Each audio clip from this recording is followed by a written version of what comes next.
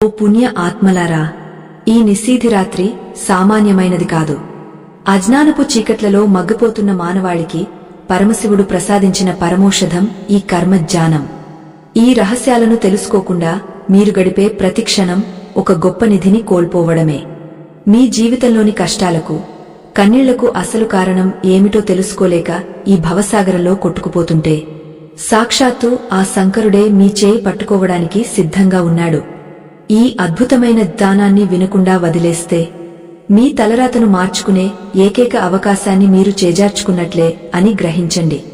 కైలాస పర్వతాగ్రమున మంచు తెరల మధ్య ఆదిదేవుడు ప్రశాంత ముద్రలో కూర్చుని ఉన్నాడు. అమ్మవారు పార్వతీదేవి లోక కళ్యాణం కోసం ఒక ప్రశ్నను సంధించింది. ప్రభూ, మనుషులు తాము చేసే పనుల వల్ల ఎందుకు దుఃఖాన్ని పొందుతున్నారు? వారి తలరాతను మార్చుకునే మార్గం లేదా అని అడిగింది. అప్పుడు ఆ మహాదేవుడు చిరునవ్వుతో, ఓ దేవి, మనిషి తలరాత అనేది ఆకాశం నుండి ఊడిపడేది కాదు. అది వారు చేసే కర్మల ద్వారా వారే రాసుకునే చిత్రపటం అని సమాధానమిచ్చాడు. ఈ సృష్టిలో కర్మ సిద్ధాంతం ఎంతటి శక్తివంతమైనదో వివరిస్తూ 5 పరమ సత్యాలను బోధించాడు.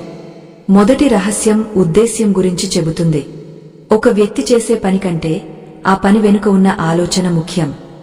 గాలిలో ఎగిరే పక్షికి ఆకాశం ఎలా హద్దు కాదు, మంచి సంకల్పంతో చేసే పనికి ఫలితం కూడా అంతటి అనంతంగా ఉంటుంది. మనం చేసే ప్రతి చిన్న క్రియ వెనుక ఒక బీజం ఉంటుంది. ఆ బీజం విషపూరితమైనదా లేదా అమృత తుల్యమైనదా అన్నదే మన భవిష్యత్తును నిర్ణయిస్తుంది. ఎదుటివారికి మేలు చేయాలనే తలంపుతో చేసే పొరపాటు కూడా పుణ్యంగానే పరిగణించబడుతుంది.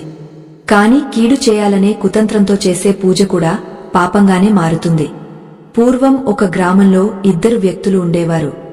ఒకరు ప్రతిరోజు శివాలయానికి వెళ్లి భక్తితో పూజలు చేసేవారు.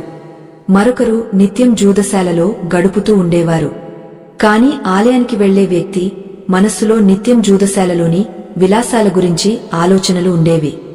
జూదశాలలో ఉన్న వ్యక్తి మాత్రం, అయ్యో, నేను ఇంతటి పాపపు పనులు చేస్తున్నాను, ఆ శివుని పాదాల చెంత గడిపే భాగ్యం నాకు ఎప్పుడు కలుగుతుందా అని ఆవేదన చెందేవాడు. కాలక్రమంలో వారిద్దరూ మరణించినప్పుడు ఆశ్చర్యకరంగా జూదరి కైలాసానికి, భక్తుడు యమలోకానికి చేరుకున్నారు. ఇక్కడ మనం గమనించాల్సింది ఏమిటంటే, బాహ్యంగా మనం చేసే పనులు లోకాన్ని మోసం చేయగలవేమో కాని ఆ త్రినేత్రుని చూపు నుండి తప్పించుకోలేవు.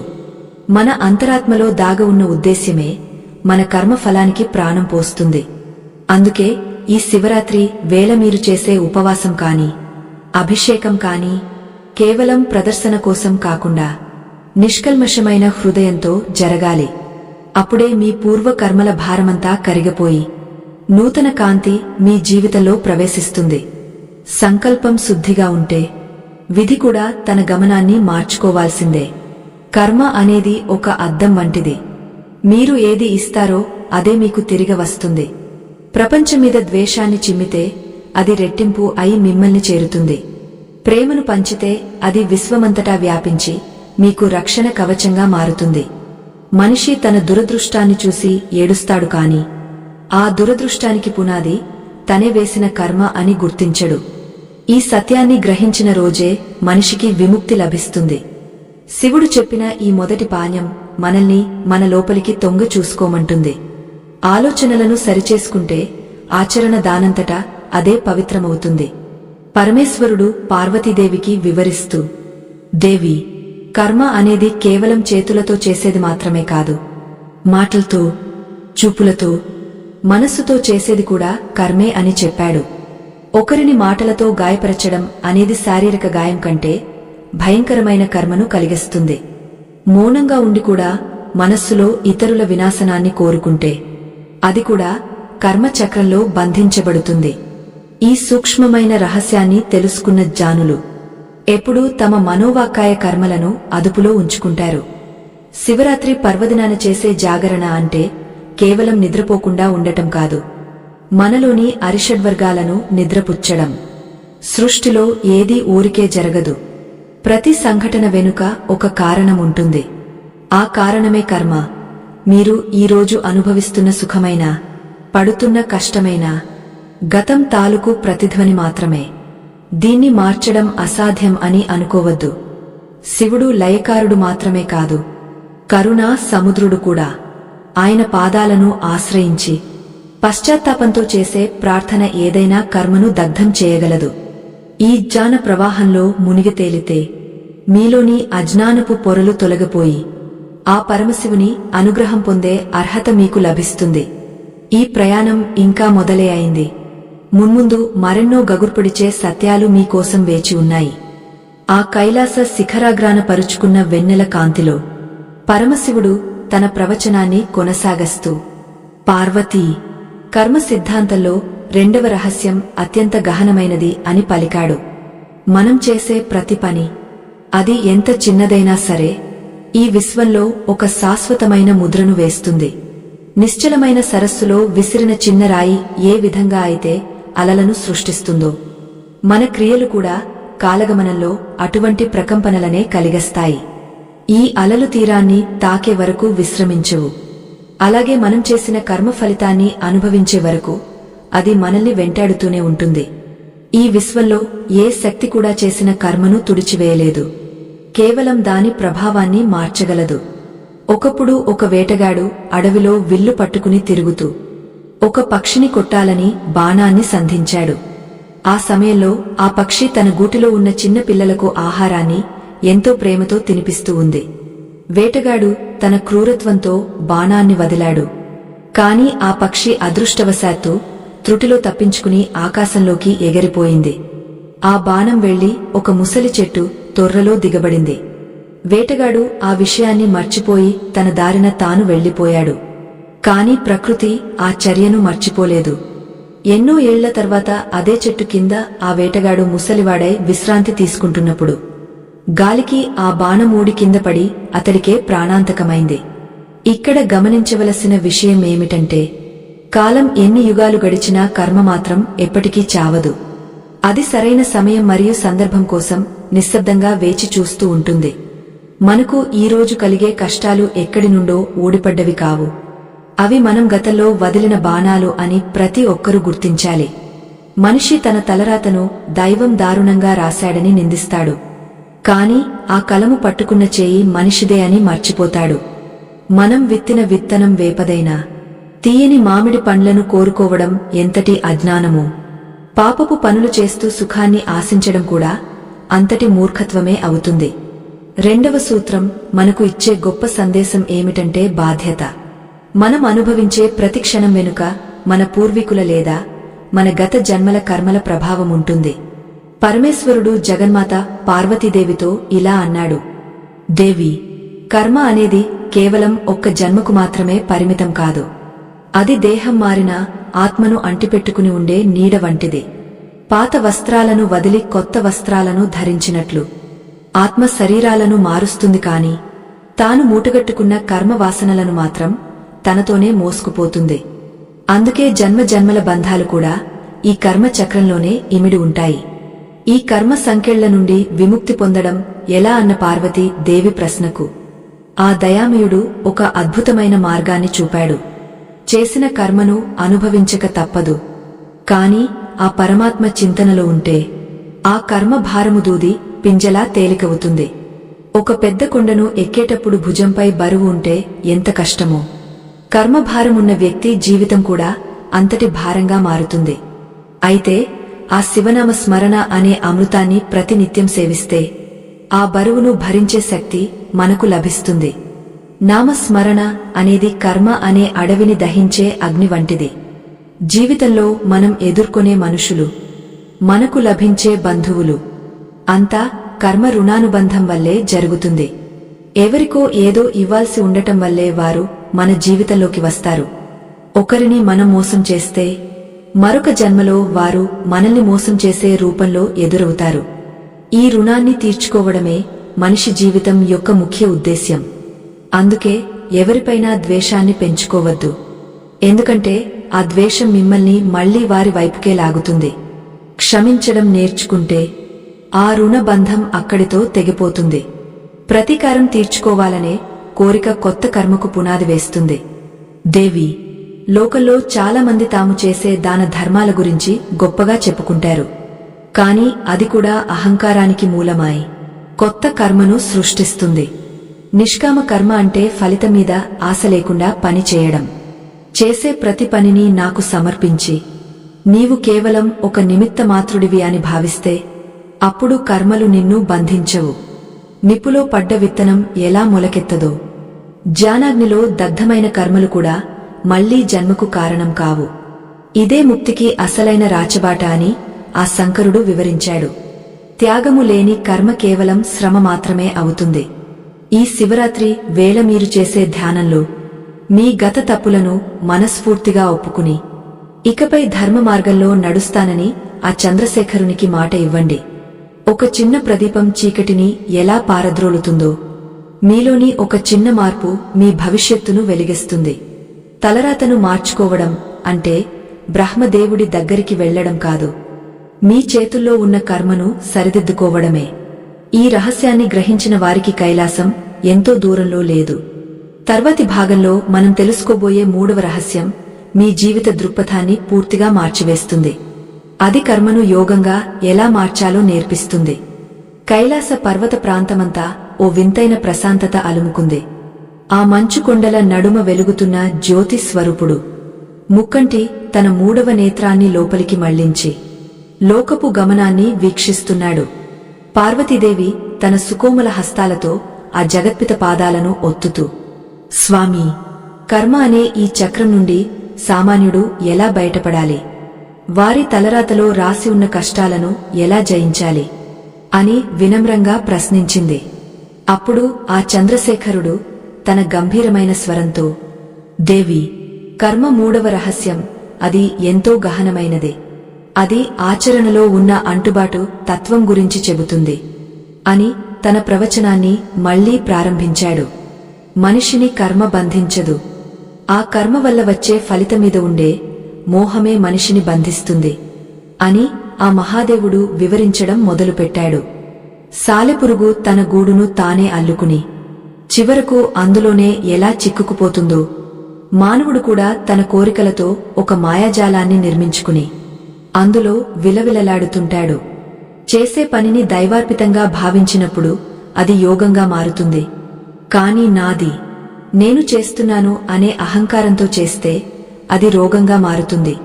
ఈ సూక్ష్మమైన వ్యత్యాసాన్ని గ్రహించినవాడే నిజమైన జ్ఞాని అని ఆ లోకనాథుడు చిరునవ్వుతో పలికాడు. ఒకానొక కాలంలో ఒక రాజ్యానికి చక్రవర్తిగా ఉన్న సుచంద్రుడు తాను చేసిన దానధర్మాలకు గర్వపడుతూ ఉండేవాడు. అతను వేల సంఖ్యలో అన్నదానాలు, లక్షల సంఖ్యలో గోదానాలు చేస్తూ తనకంటే గొప్ప పుణ్యాత్ముడు ఈ లోకంలోనే లేడని భ్రమించేవాడు. ఒకనాడు ఆ రాజు తన రాజ్యంలోని ఒక పేద విధవరాలు చేసే చిన్న పనిని చూసి హేళన చేశాడు. ఆ వృద్ధురాలు ప్రతిరోజు శివాలయానికి వెళ్లే దారిలో ఉన్న ముళ్లను తన చేతులతో తొలగస్తూ ఉండేది. ఆ రాజు ఆమెను చూసి, ఓ ముసలిదానా, నేను వేల మందికి భోజనం పెడుతున్నాను, నువ్వు ఈ ముళ్ళు తీసి ఏం సాధిస్తావు అని నవ్వాడు. అప్పుడు ఆ వృద్ధురాలు ఏమీ మాట్లాడకుండా కేవలం శివనామాన్ని స్మరిస్తూ తన పని తాను చేసుకుపోయింది. కొన్నాళ్లకు ఆ రాజు ఒక భయంకరమైన వ్యాధి బారిన పడి ఎన్ని మందులు వాడినా, ఎంతమంది వైద్యులు వచ్చినా తగ్గలేదు. అతను చేసిన దానధర్మాలు ఏవీ అతనికి ఉపశమనాన్ని ఇవ్వలేదు.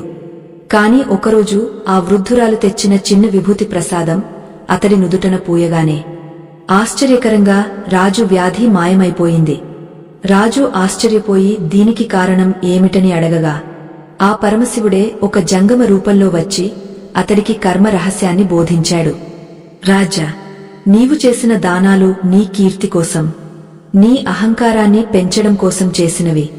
అందుకే అవి నీ కర్మ భారంలో కలవలేదు. కాని ఆ వృద్ధురాలు చేసిన పని ఏ గుర్తింపు కోసం కాదు, కేవలం ఇతరులకు మేలు కలగాలనే నిష్కామ బుద్ధితో చేసింది. ప్రతిఫలం ఆశించకుండా చేసే చిన్న పని అయినా సరే అది కొండంత పుణ్యాన్ని ఇస్తుంది. మనిషి తన తలరాతను మార్చుకోవాలంటే చేసే ప్రతి పనిని ఒక బాధ్యతగా, ఒక సేవగా భావించాలి. అప్పుడు ఆ కర్మ ఫలితం నీకు అంటదు, ఆ కర్మ నిన్ను బంధించదు. దానికి బదులుగా నిన్ను ముక్తి మార్గంలోకి నడిపిస్తుంది.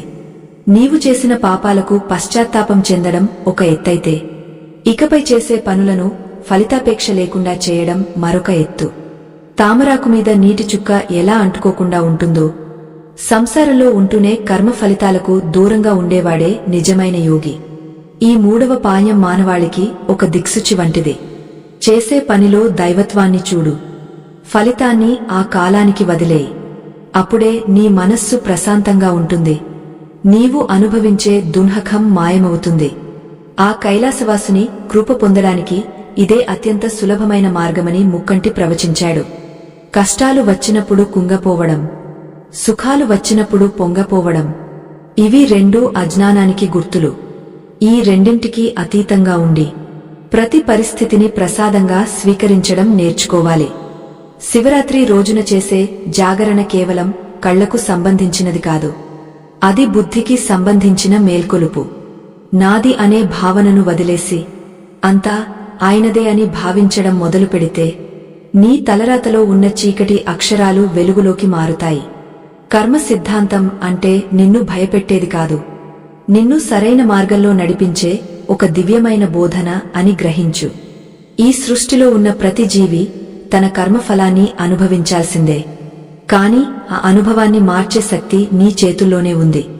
ఎప్పుడైతే నీవు చేసే కర్మలో నిస్వార్థం ఉంటుందో అప్పుడు ఆ కర్మకు కర్త నీవు కావు, ఆ పరమాత్మే అవుతాడు. అప్పుడు నీ తలరాతను రాసే బ్రహ్మదేవుడు కూడా నీ సంకల్పానికి తలవంచాల్సి వస్తుంది. మనిషి తన బలహీనతలను జయించి కర్మను యోగంగా మార్చుకున్నప్పుడే ఈ భూమిపై స్వర్గాన్ని చూడగలడు. తర్వాతి భాగంలో మనం చర్చించబోయే 4వ రహస్యం మనలోని అంతర్గత శత్రువులను ఎలా జయించాలో నేర్పిస్తుంది. ప్రపంచంలో ఎందరో మహాత్ములు తమ జీవితాలను త్యాగం చేసి మనకు ఈ సత్యాలను అందించారు. మనం చేసే ప్రతి చిన్న సహాయం, ఒక ఆకలి తీర్చడం, ఒక బాధలో ఉన్నవాడిని ఓదార్చడం, ఇవన్నీ ఆ మహాదేవునికి చేసే పూజలే. కర్మ అనేది ఒక నిరంతర ప్రవాహం. ఆ ప్రవాహంలో నీవు ఎలా ఈదాలి అన్నది నీ విజ్ఞత మీద ఆధారపడి ఉంటుంది. ఈ శివరాత్రి నీ జీవితంలో ఒక నూతన అధ్యాయానికి నాంది కావాలి. నీవు చేసే ప్రతి పనిలో ఆ పరమశివుని ఉనికిని గమనించు. అప్పుడు నీవు చేసే ప్రతి అడుగు ఒక ప్రదక్షిణగా మారుతుంది, ఆ కైలాస శిఖరాన ప్రవహించే దివ్యగంగా తరంగాల సాక్షిగా. ఆ పరమశివుడు పార్వతీదేవికి కర్మ సిద్ధాంతంలోని 4వ రహస్యాన్ని ఉపదేశించడం ప్రారంభించాడు.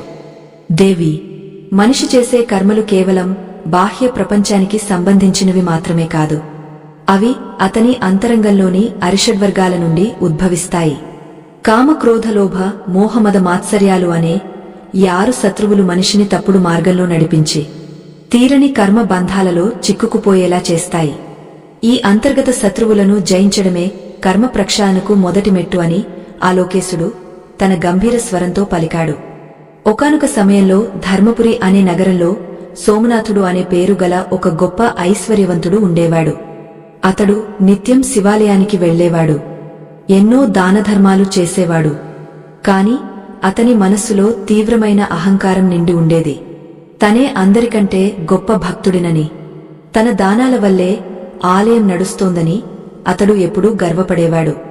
ఒకరోజు శివరాత్రి నాడు ఆలయానికి వెళ్తున్న సమయంలో ఒక మురికిగా ఉన్న యాచకుడు అతడిని పట్టుకుని ఆహారం అడిగాడు. ఆ సోమనాథుడు కోపంతో ఊగపోతూ ఆ యాచకుడిని తూలనాడి అక్కడ నుండి తరిమివేశాడు. ఆ రాత్రి సోమనాథుడికి ఒక వింతైన కల వచ్చింది. ఆ కలలో సాక్షాత్తు పరమశివుడు ప్రత్యక్షమై అతడికి 2 పాత్రలను చూపించాడు.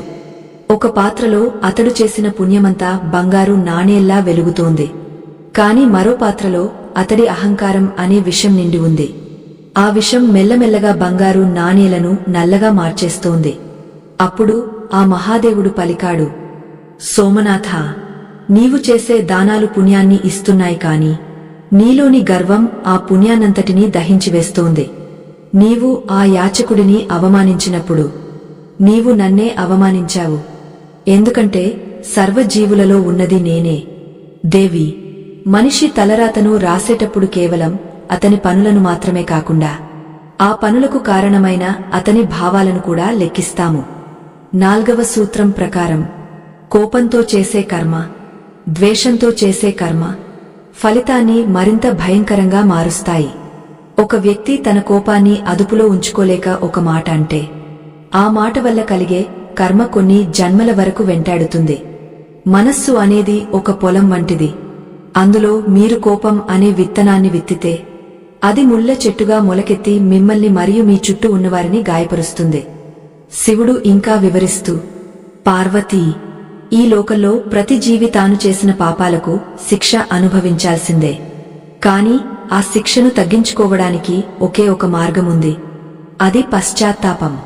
పశ్చాత్తాపం అనేది ఒక దివ్యమైన అగ్ని వంటిది. అది చేసిన తప్పులను కాల్చివేస్తుంది. కాని ఆ పశ్చాత్తాపం కేవలం మాటలకు పరిమితం కాకూడదు. అది ప్రవర్తనలో మార్పును తీసుకురావాలి. నిన్నటి తప్పును గుర్తు చేసుకుని కృశించిపోవడం కంటే నేడు ఆ తప్పును సరిదిద్దుకోవడం ఉత్తమమైన కర్మ. ఈ రహస్యం తెలిసినవాడు మాత్రమే తన విధిని మార్చుకోగలడు. శివరాత్రి పర్వదినం నాడు మనం చేసే ఉపవాసం మన జీర్ణక్రియను శుద్ధి చేస్తే, మనం చేసే నామస్మరణ మన అంతరంగాన్ని శుద్ధి చేస్తుంది. కోపాన్ని జయించడం, ఇతరుల పట్ల అసూయను వదిలివేయడం, ఇవన్నీ అసలైన శివార్చనలు. కర్మ అనేది ఒక లెక్కల పుస్తకం వంటిది.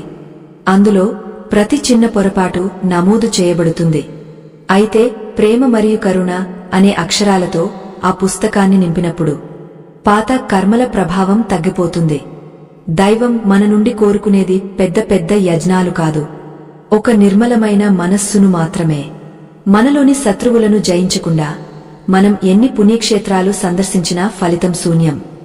మన తలరాత మన చేతుల్లోనే ఉంది అని చెప్పడానికి ఇదే నిదర్శనం. నీవు నీ మనస్సును ప్రశాంతంగా ఉంచుకుంటే నీ చుట్టూ ఉన్న ప్రపంచం కూడా నీకు అనుకూలంగా మారుతుంది. లోకంలో ఎందరో మహాత్ములు కేవలం తమ అంతరంగాన్ని గెలవడం ద్వారానే కర్మబంధాల నుండి విముక్తులయ్యారు. 4వ రహస్యం మనకు బోధించేది ఇదే. లోపలి ప్రపంచాన్ని సరిచేసుకో, బయట ప్రపంచం దానంతటా అదే చక్కబడుతుంది.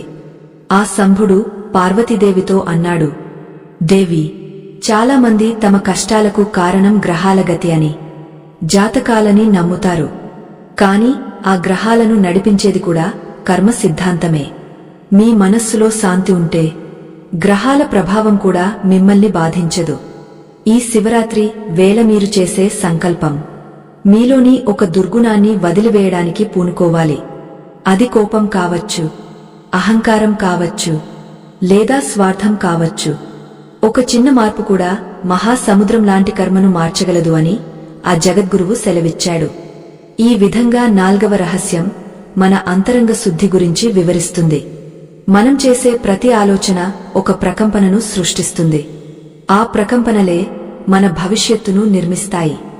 భయం, ఆందోళన, ద్వేషం వంటి ప్రతికూల భావాలను వదిలేసి ధైర్యం, నమ్మకం, ప్రేమ వంటి సకారాత్మక భావాలను పెంచుకోవాలి. అప్పుడే మన జీవితం ఒక అందమైన నందనవనంలా మారుతుంది. విధి రాసిన రాతను మార్చడం ఎవరి తరము కాదు అంటారు.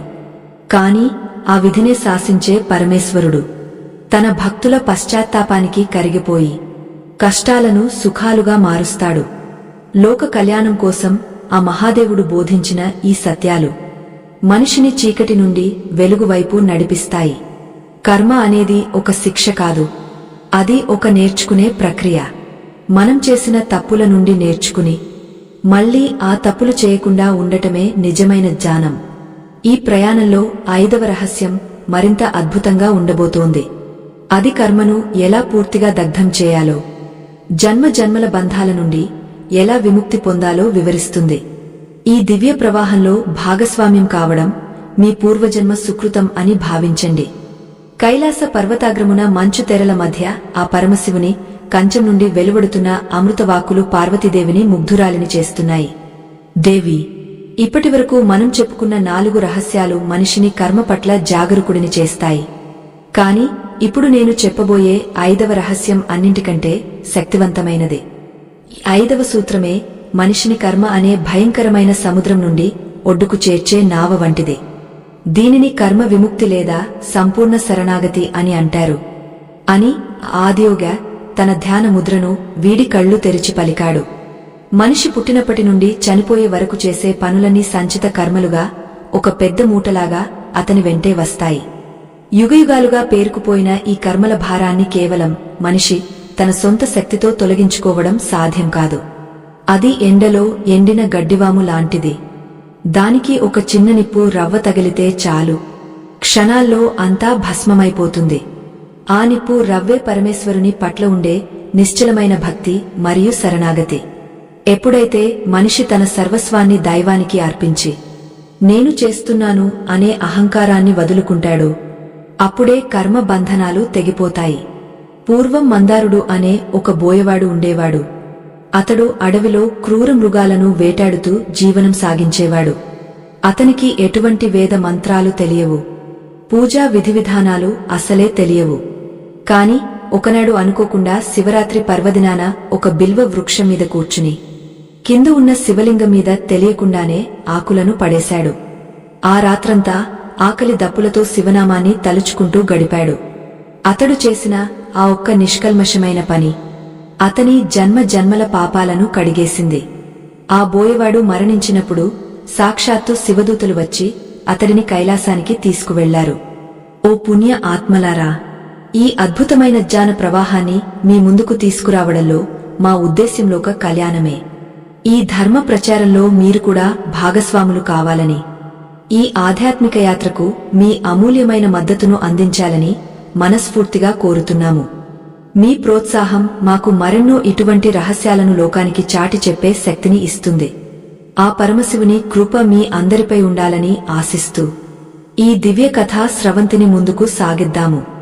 ఈ చిన్న విన్నపాన్ని మన్నించి మా ఈ ధర్మ కార్యానికి అండగా నిలుస్తారని నమ్ముతున్నాము.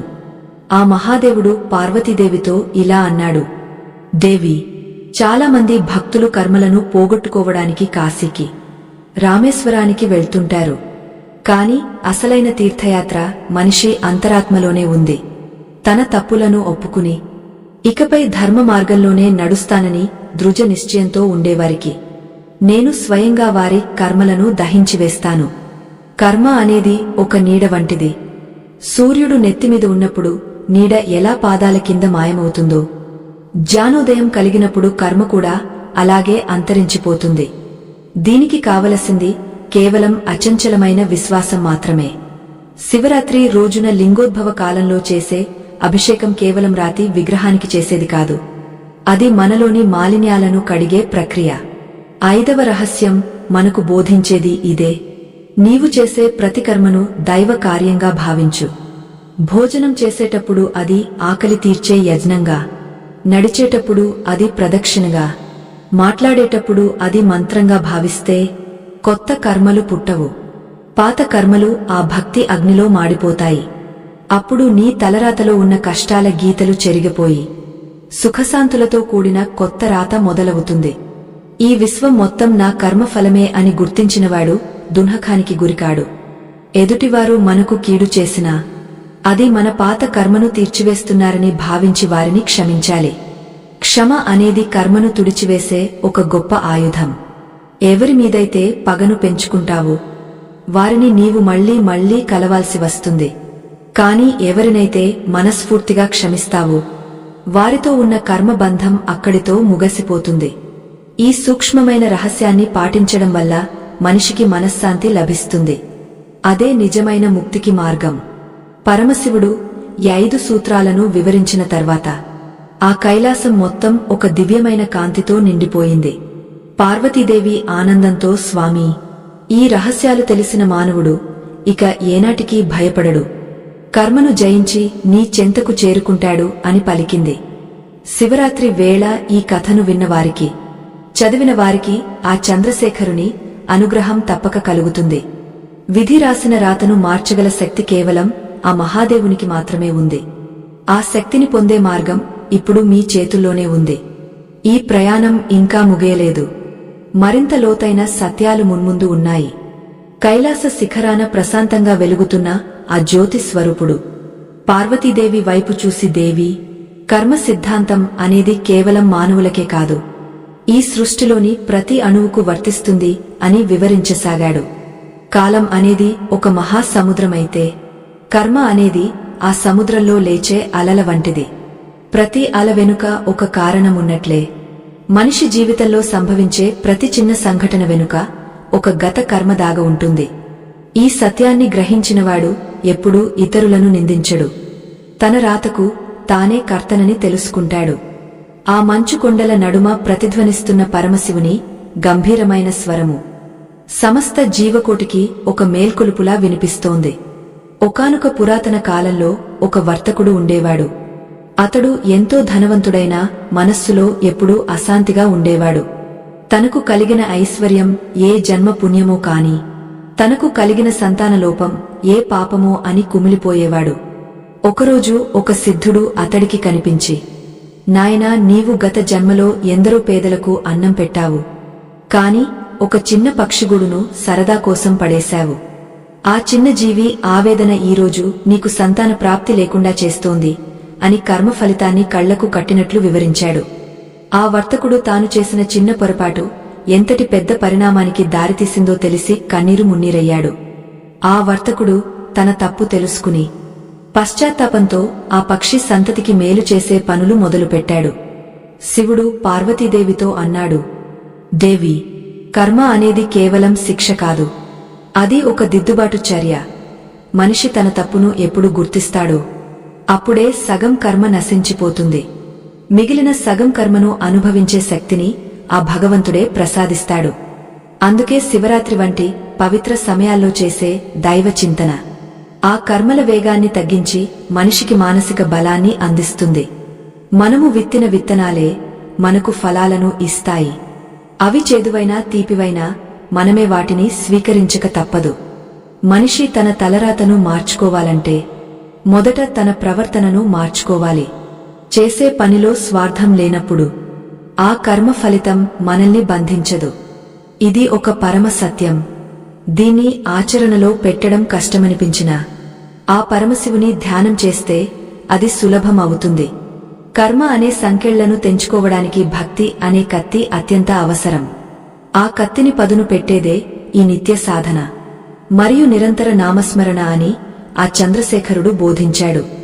అహంకారం అనే చీకటిని తొలగించి ఆత్మజ్ఞానం అనే వెలుగును నింపుకోవడమే ఈ మానవ జన్మ యొక్క అసలైన పరమార్థం. ఈ విశ్వంలోని ప్రతి కర్మ ఒక రకమైన శబ్ద తరంగాన్ని ఉత్పత్తి చేస్తుంది. మనం మాట్లాడే ప్రతి అబద్ధం, చేసే ప్రతి మోసం ఒక ప్రతికూల శక్తిగా మన చుట్టూ చేరుతుంది. అదేవిధంగా మనం పలికే శివనామం, చేసే దానం ఒక రక్షణ కవచంలా మనల్ని కాపాడుతుంది. అందుకే పెద్దలు ఎప్పుడూ మౌనంగా ఉండమని, మితంగా మాట్లాడమని చెబుతుంటారు. మౌనం ద్వారా మన శక్తిని ఆదా చేసుకుని దాన్ని కర్మ ప్రక్షాళనకు ఉపయోగించుకోవాలి. మన మాటలు ఇతరుల మనస్సును గాయపరిస్తే ఆ గాయం తాలూకు వేదన మన కర్మ ఖాతాలో పాపంగా మారుతుందని మరువకూడదు. చాలామంది తమ కష్టాలకు గ్రహదోషాలే కారణమని భావిస్తూ ఉంటారు.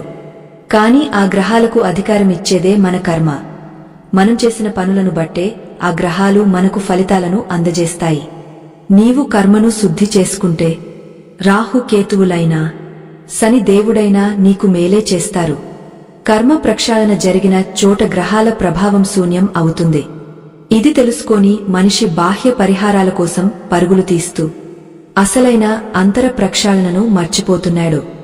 ఆత్మశోధన చేసుకున్న భక్తుడికి కాలచక్రం కూడా తలవంచి శుభాలను కలిగిస్తుంది.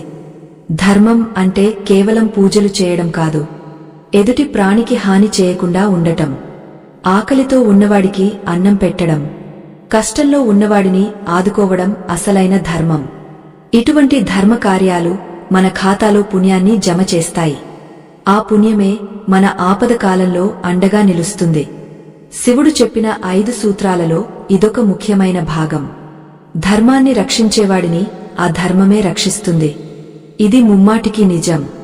మనము చేసే ప్రతి చిన్న సహాయం ఆ పరమేశ్వరుని పాదాల చెంతకు చేరుతుందని గుర్తుంచుకోవాలి. దేవి, ఈ కర్మ సిద్ధాంతాన్ని అర్థం చేసుకున్నవాడు ఈ లోకంలో నిర్భయంగా బతుకుతాడు. వాడు సుఖాలకు పొంగపోడు, కష్టాలకు కుంగపోడు. ఒక సాక్షిలాగా తన జీవితాన్ని వీక్షిస్తూ అంతా శివమయం అని భావిస్తాడు. అటువంటి భక్తుడి బాధ్యతను నేనే స్వయంగా తీసుకుంటాను. వాడి తలరాతను మార్చడమే కాదు, వాడిని జనన మరణ చక్రం నుండి విముక్తుడిని చేస్తాను. ఈ మాట విన్న పార్వతీదేవి పరవశించిపోయి ఆ జగత్పితకు శిరస్సు వంచి నమస్కరించింది. ఈ దివ్య ప్రవచనం వింటున్న ప్రతి ఒక్కరూ తమ జీవితాన్ని సరిదిద్దుకోవడానికి ఇది ఒక గొప్ప సువర్ణావకాశం. కైలాసగిరి శిఖరాల నుండి వీచే చల్లని గాలులు ఆదిదేవుని జటాజూటంలోని గంగా తరంగాలను తాకి అమృత బిందువులుగా మారుతున్నాయి. పార్వతీదేవి తన స్వామి వైపు చూస్తూ, ప్రభూ, ఈ లోకంలో ఎందరో అభాగ్యులు తమ కర్మల భారంతో కుంగిపోతున్నారు కదా, వారిని ఉద్ధరించే మార్గం ఇంకా ఏమైనా ఉందా అని అడిగింది. అప్పుడు ఆ త్రినేత్రుడు తన ప్రసన్న వదనంతో, ఓ మాతా, కర్మ అనేది మనిషిని బంధించే గొలుసు మాత్రమే కాదు, అది ఒక విధంగా మనిషిని పరిపక్వం చేసే శిక్షణ కూడా అని పలికాడు. లోకంలో ప్రతి జీవి తాను చేసిన పనుల ఫలాన్ని అనుభవించి తీరాల్సిందే కాని నా కృప ఉంటే ఆ ఫలాల తీవ్రతను తగ్గించే వీలుందని ఆ లోకేశుడు సెలవిచ్చాడు. కర్మ 3 విధాలుగా ఉంటుంది. అది సంచితం, ప్రారబ్ధం మరియు ఆగామి అని పిలువబడుతుంది అని ఆ సదాశివుడు వివరించడం మొదలుపెట్టాడు. సంచితం అంటే గత జన్మల నుండి మనం మూటగట్టుకున్న కర్మల రాశి అని, ప్రారబ్ధం అంటే ఈ జన్మలో మనం అనుభవిస్తున్న ఫలితాలని ఆయన బోధించాడు. ఇక ఆగామి అంటే మన ప్రస్తుత ఆలోచనల ద్వారా రేపటి కోసం మనం సిద్ధం చేసుకుంటున్న కర్మ అని అర్థం చేసుకోవాలి. ఈ 3 చక్రాల మధ్య నలిగిపోతున్న మానవుడికి జ్ఞానోదయం కలిగితేనే ఈ సంకెళ్ల నుండి విముక్తి కలుగుతుంది. ఒక విలుకాడు విడిచిన బాణం ప్రారబ్ధం అయితే, పొదిలో ఉన్న బాణాలు సంచితం వంటివి అని ఆ దేవదేవుడు ఉపమించి చెప్పాడు. పూర్వకాలంలో ఒక పరమ భక్తుడు ఉండేవాడు. అతడు తన జీవితంలో ఎదురైన ప్రతి కష్టాన్ని శివప్రసాదంగానే భావించేవాడు. అతడికి ఎంతటి దారిద్ర్యం వచ్చినా, ఎంతటి అవమానాలు ఎదురైనా చలించకుండా తన గుండెల్లో ఆ నీలకంఠుడిని ప్రతిష్ఠించుకుని కాలం గడిపేవాడు. ఒకనాడు ఆ భక్తుడి తలరాతలో మరణం రాసి ఉందని యమధర్మరాజు తన దూతలను పంపగా ఆ భక్తుడు శివలింగాన్ని ఆలింగనం చేసుకున్నాడు. మృత్యువు కూడా ఆ భక్తుడిని ఏమీ చేయలేకపోయింది. ఎందుకంటే అతడు తన కర్మను నా పాదాలకు సమర్పించి మృత్యుంజయుడి శరణు కోరాడు. అంటే శరణాగతి అనే ఒక చిన్న మార్గం ద్వారా విధాత రాసిన రాతను కూడా తిరగరాయవచ్చని ఈ కథ చెబుతోంది. మనిషి తన అంతరంగంలో గూడుకట్టుకున్న అహంకారాన్ని వదిలిపెట్టినప్పుడే కర్మ ప్రక్షాళన ప్రారంభం అవుతుంది. నేను అనే భావన ఉన్నంత కాలం కర్మ చక్రం తిరుగుతూనే ఉంటుంది. ఎందుకంటే ఆ నేనే కర్మకు కర్తగా భావిస్తుంది. ఎప్పుడైతే అంతా ఆ పరమశివుడే చేస్తున్నాడు, నేను కేవలం ఒక సాధనాన్ని మాత్రమే అని గ్రహిస్తాడో అప్పుడు కర్మ ఫలితాలు అతడిని తాకవు. ఒక మహావృక్షం తన ఫలాలను తానే అనుభవించదు, అలాగే ఒక నది తన నీటిని తానే తాగదు అని ఆ మహాదేవుడు పలికాడు. పరోపకారం కోసం చేసే పనులు మరియు లోక కళ్యాణం కోసం చేసే త్యాగాలు మనిషిలోని పాపాలను అగ్నిలో పడ్డ దూదిలా కాల్చివేస్తాయి. ఈ శివరాత్రి పర్వదినాన చేసే ఆరాధనలో ఒక విలక్షణమైన శక్తి దాగ ఉంటుంది. ఎందుకంటే ఆ రోజున ప్రకృతి కూడా దైవానికి అనుకూలంగా ఉంటుంది. మనిషి తన వెన్నుముకను నిటారుగా ఉంచి చేసే ధ్యానం వల్ల ప్రాణశక్తి ఊర్ధ్వముఖంగా ప్రవహించి కర్మ గ్రంథులను ఛేదిస్తుంది. శివనామ స్మరణ అనేది ఒక సుదర్శన చక్రంలా పనిచేస్తూ మన చుట్టూ ఉన్న దుష్ట శక్తులను పారద్రోలి పుణ్య ఫలాలను పెంచుతుంది. ప్రతి ఒక్కరూ తమ జీవితంలో కనీసం ఒక్కసారైనా ఈ జ్ఞానాన్ని పొందితే వారి తలరాతలో వెలుగులు నిండుతాయి. నిరంతర సాధన మరియు క్రమశిక్షణతో కూడిన జీవనం గడిపే భక్తుడికి సాక్షాత్తు ఆ కైలాసనాథుడు తోడుగా ఉంటాడు. లోకంలో చాలామంది తమ దౌర్భాగ్యాన్ని చూసి ఏడుస్తారు, కాని ఆ దౌర్భాగ్యానికి మూలం తమ గతమే అని గుర్తించరు. ఒక గింజను నాటినప్పుడు అది మొక్కగా మారి ఫలాలను ఇవ్వడానికి కొంత సమయం పడుతుంది. అలాగే కర్మ కూడా సరైన కాలం వచ్చినప్పుడే ఫలితాన్ని ఇస్తుంది. మనం చేసిన ఏ పని వృధా పోదు, అది విశ్వాంతరాళంలో ఒక శక్తిగా నిక్షిప్తమై ఉంటుంది. మంచి పనులు చేసేటప్పుడు ఫలితం వెంటనే రావడం లేదని ఆందోళన చెందకూడదు. ఎందుకంటే పుణ్యఫలం ఎప్పుడూ స్థిరంగా ఉంటుంది. భగవంతుని మీద విశ్వాసముంచి ధర్మ మార్గంలో నడిచేవారికి ఆలస్యమైనా సరే అద్భుతమైన ఫలితాలు లభిస్తాయని ఆ శంకరుడు పార్వతీదేవికి వివరించాడు. ఈ 7వ రహస్యం మనకు ఇచ్చే గొప్ప సందేశం ఏమిటంటే ఓర్పు మరియు సహనం. మనకు లభించిన కష్టాలు మనల్ని శుద్ధి చేయడానికి వచ్చాయని భావించాలి. బంగారం అగ్నిలో కాలి మరింత స్వచ్ఛంగా మారినట్లు మనిషి కూడా కష్టాల ద్వారానే జ్ఞానిగా మారుతాడు. ప్రతి సమస్య వెనుక ఒక పరిష్కారం ఉంటుంది. ఆ పరిష్కారమే ఆ పరమశివుని వైపు మన చూపును తిప్పడం. ఈ లోకంలో శాశ్వతమైనది ఏదీ లేదు. మన కష్టాలు కూడా శాశ్వతం కావు అని గ్రహించినప్పుడు మనసు ప్రశాంతంగా మారుతుంది. ఈ 7వ భాగం ముగిసే సమయానికి మీరు మీ అంతరంగంలో ఒక కొత్త చైతన్యాన్ని అనుభూతి చెందుతారు. అది మిమ్మల్ని ఆఖరి రహస్యం వైపు నడిపిస్తుంది. పరమేశ్వరుడు తన ప్రవచనాన్ని కొనసాగస్తూ దేవి కర్మ సిద్ధాంతాన్ని తెలుసుకోవడం ఒక ఎత్తైతే దాన్ని అనుసరించడం మరొక ఎత్తు అని పలికాడు. జ్ఞానం అనేది కేవలం పుస్తకాల్లో ఉండకూడదు, అది ప్రతి రక్తపు బొట్టులోనూ ప్రవహించాలి. అప్పుడే మనిషి దైవత్వాన్ని పొందుతాడు. ఈ పవిత్ర ప్రయాణంలో మీరు ఇక్కడి వరకు వచ్చారంటే ఆ శివుని అనుగ్రహం మీపై ఉన్నట్లే లెక్క. మలి భాగంలో మనం కర్మను పూర్తిగా ఎలా జయించి జనన మరణ చక్రం నుండి విముక్తి పొందాలో తెలుసుకుందాం. ఆ జ్ఞాన సముద్రంలో మునకలు వేసి మీ ఆత్మను పవిత్రం చేసుకోండి, ఎందుకంటే ఆఖరి పాఠం మీ జీవితంలో ఒక అద్భుతమైన మలుపు కాబోతోంది. కైలాస శిఖరాన ఆఖరి ఘడియలు సమీపించాయి. ఆ పరమేశ్వరుని ముఖవర్చస్సు కోటి సూర్యుల కాంతితో ప్రకాశిస్తోంది. పార్వతీదేవి తన స్వామి వైపు పరవశంతో చూస్తూ ఆఖరి రహస్యాన్ని బోధించమని కోరింది. అప్పుడు ఆ లోకనాథుడు తన అభయ హస్తాన్ని చూపిస్తూ కర్మ సిద్ధాంతంలో అత్యంత పరమ రహస్యం కర్మ సన్యాసం అని పలికాడు. ఇది కేవలం పనులను వదిలేయడం కాదు, ప్రతి పనిని నాయందు లీనం చేయడం అని వివరించాడు. ఈ స్థితికి చేరుకున్న భక్తుడికి పునర్జన్మ అనే భయం ఉండదు, మరియు తలరాత అనే మాటే వినిపించదు. మానవుడు తన దైనందిన జీవితంలో ఎన్నో ఆశలతో కోరికలతో పనులు చేస్తుంటాడు. ఆశలే అతడిని ఈ కర్మ చక్రంలో బంధించి ఉంచుతాయి. కాని ఎప్పుడైతే ఒక భక్తుడు తన సర్వస్వాన్ని ఆ శివార్పణంగా భావిస్తాడో అప్పుడు కర్మ తన ప్రభావాన్ని కోల్పోతుంది. నిప్పు మీద నీరు పోస్తే ఎలా ఆరిపోతుందో అలాగే భక్తి అనే జలంతో కర్మ అనే అగ్ని చల్లారుతుంది. ఈ సత్యాన్ని గ్రహించి ఆచరించిన వారు మాత్రమే ఈ సంసార సాగరాన్ని సులభంగా దాటగలరు. జీవితంలో ఎదురయ్యే ప్రతి మలుపు ఆ దైవం రాసిన కావ్యం అని నమ్మి ముందుకు సాగాలి. శివరాత్రి పర్వదినం అంటే కేవలం ఒక రాత్రి జాగరణ చేయడం మాత్రమే కాదు, అది మన ఆత్మను ఆ పరమాత్మలో విలీనం చేసే ఒక గొప్ప అవకాశం. ఈ రాత్రి వేళ ఆ పరమేశ్వరుడు ఒక దివ్య కాంతిగా ప్రతి జీవి హృదయంలో ఆవిర్భవిస్తాడు. మనం చేసే ఉపవాసం మన శరీరానికి శిక్షణ ఇస్తే, మనం చేసే నామస్మరణ మన బుద్ధిని శుద్ధి చేస్తుంది. ఈ సమయంలో ఏకాగ్రతతో చేసే ప్రార్థన కొన్ని వందల జన్మల పాపాలను ఒక్క క్షణంలో దహించివేస్తుంది. విధిని మార్చే శక్తి కేవలం ఈ పవిత్ర కాలానికే ఉందని ఆ ముక్కంటి మళ్లీ గుర్తు చేశాడు. ఒకానొకప్పుడు ఒక సాధారణ మానవుడు తన జీవితాంతం ఎన్నో పాపాలు చేసి చివరకు మరణ శయ్యపై ఉన్నాడు. అతడు తన చివరి నిమిషంలో భయంతో శివ శివ అని కేక వేశాడు. ఆ ఒక్క నామ స్మరణ వల్ల యమధర్మరాజు కూడా అతడిని తాకడానికి వెనుకాడాడు. ఆ నామములోని శక్తి అటువంటిది, ఎందుకంటే అది పశ్చాత్తాపంతో కూడిన పిలుపు. చేసిన తప్పులను మనస్ఫూర్తిగా ఒప్పుకుని ఆ పరమేశ్వరుని శరణు వేడితే ఆయన క్షమించని పాపం ఏదీ లేదని ఈ ఉదంతం ద్వారా మనకు తెలుస్తుంది. దయ సముద్రుడు ఆ దేవాది దేవుడు మన కర్మలను భస్మం చేస్తాడు. ఈ కర్మ సిద్ధాంతాలను తెలుసుకున్న మీరు ఇప్పుడు ఒక నూతన జన్మను ఎత్తినట్లే భావించండి. రేపటి నుండి మీ పనులలో మార్పు రావాలి, మీ మాటలలో మాధుర్యం పెరగాలి. ఎవరినీ నొప్పించకుండా, ఎవరికీ హాని చేయకుండా జీవించడమే అసలైన శివభక్తి. ప్రతి జీవిలోనూ ఆ శంకరుడిని చూడటం నేర్చుకుంటే మీకు శత్రువులనే వారు ఉండదు.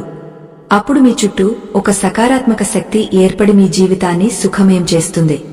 కర్మను జయించడం అంటే దానిని ఎదిరించడం కాదు, దానిని ప్రేమతో స్వీకరించి దైవ చింతనతో కరిగించుకోవడమే అని గుర్తుంచుకోండి. ఓ పుణ్య ఆత్మలారా, మీరు ఇక్కడి వరకు మాతో కలిసి ఆధ్యాత్మిక యాత్రలో సాగడం మా అదృష్టం. ఈ దివ్య రహస్యాలను 10 మందికి చేరవేయడం మనందరి బాధ్యత అని గ్రహించండి. ఈ ధర్మ ప్రచారం నిరంతరాయంగా సాగాలంటే మీ అందరి ఆశీస్సులు మరియు మద్దతు మాకు ఎంతో అవసరం. ఆ పరమేశ్వరుని కథలను లోకానికి చాటడంలో మీరు చూపే చొరవ మాకు గొప్ప ప్రోత్సాహాన్ని ఇస్తుంది. మీ హృదయపూర్వకమైన సహకారం ఈ జ్ఞాన జ్యోతిని మరింతమంది ఇళ్లలో వెలిగించగలదు. ఈ పుణ్యకార్యంలో మాతో చేయి కలిపి ముందుకు నడవాలని ఆ జగన్మాతను వేడుకుంటున్నాను. చివరగా ఆదియోగ పార్వతీదేవికి ఇలా బోధించాడు. దేవి కర్మ అనేది ఆత్మకు పట్టిన మురికి మాత్రమే, ఆత్మ ఎప్పుడూ స్వచ్ఛమైనదే. జ్ఞానం అనే సబ్బుతో ఆ మురికిని కడిగేస్తే ఆత్మ తన అసలైన కాంతిని పొందుతుంది. ఎప్పుడైతే మనిషి ఈ సత్యాన్ని అనుభూతి చెందుతాడో అప్పుడే అతడికి కైలాస ప్రాప్తి కలుగుతుంది. మరణం అనేది కేవలం శరీరానికే కాని ఆత్మకు కాదని తెలుసుకున్నవాడు భయం నుండి విముక్తి పొందుతాడు. ఈ విధంగా శివుడు చెప్పిన 5 కర్మ సిద్ధాంతాలు మానవజాతికి ఒక దిక్సూచిగా నిలిచి వారి తలరాతను మార్చగలవు. త్యాగము కంటే గొప్ప ధర్మము లేదు, మరియు భక్తి కంటే గొప్ప శక్తి లేదు. ఈ శివరాత్రికి మీరు తీసుకునే చిన్న నిర్ణయం మీ జీవితాన్ని ఒక అద్భుతమైన మలుపు తిప్పుతుంది. ఈ దివ్య కథను ఇంతటి శ్రద్ధతో విన్న మీకు ఆ పరమేశ్వరుని పరిపూర్ణ అనుగ్రహం కలగాలని కోరుకుంటున్నాను. మా ఆధ్యాత్మిక వేదికలోని మరొక ప్రత్యేక దృశ్య కావ్యం ఉంది. అది మీ అంతరంగ ప్రయాణానికి మరింత తోడ్పడుతుంది. ఆ అద్భుతమైన సందేశాన్ని కూడా తప్పక వీక్షించి మీ జీవన పరమార్థాన్ని తెలుసుకోండి. ఆ భోళా శంకరుని దీవెనలతో మీ కర్మలన్నీ తొలగిపోయి మీకు శుభం కలగాలని ఆకాంక్షిస్తున్నాను.